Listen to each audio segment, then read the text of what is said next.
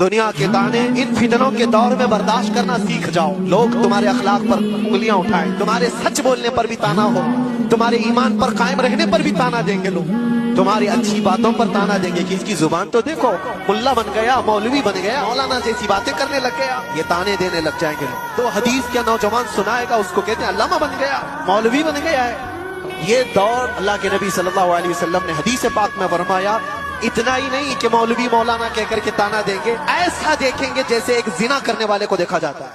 ये हदीस है किताबुल मलाहिम वल फितन में अबू नईम ने ये हदीस नकल फरमाई है। इसलिए मेरे अजीजों, उस दौर का मुकाबला करने के लिए, उस दौर के चैलेंजेस को आपको बताना ये जरूरी था, मैंने बताया। उस दौर में अल्लाह के नबी ने ये भी फरमाया, जो महफूज रह सकता है वो कौन है? वो बंदा जो ये कहा मेरा रब अल्लाह है और उस पर जम गया।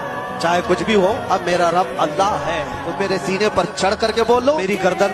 दुनिया के ताने इन फितनों के दौर में बर्दाश्त करना सीख जाओ। लोग तुम्हारे अखलाक पर उंगलियां उठाएं, तुम्हारे सच बोलने पर भी ताना हो, तुम्हारे ईमान पर कायम रहने पर भी ताना देंगे लोग, तुम्हारी अच्छी बातों पर ताना देंगे कि इसकी जुबान तो देखो, मुल्ला बन गया, मौलवी बन गया, मौलाना जैसी बातें करने लग गया, ये ताने देने लग जाएंगे लोग। तो हदीस क्या नौजवान सुनाएगा, उसको कहते हैं अल्लामा बन गया, मौलवी बन गया है। ये दौर अल्लाह के नबी सल्लल्लाहु अलैहि वसल्लम ने हदीस पाक में फरमाया, इतना ही नहीं कि मौलवी मौलाना कहकर के ताना देंगे, ऐसा देखेंगे जैसे एक जिना करने वाले को देखा जाता है। ये हदीस है किताबुल मलाहिम वल फितन में अबू नईम ने ये हदीस नकल फरमाई है।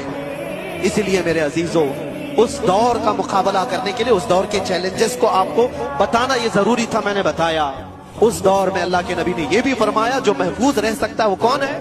वो बंदा जो ये कहा मेरा रब अल्लाह है और उस पर जम गया। चाहे कुछ भी हो, अब मेरा रब अल्लाह है, तो मेरे सीने पर चढ़ करके बोलो, मेरी गर्दन।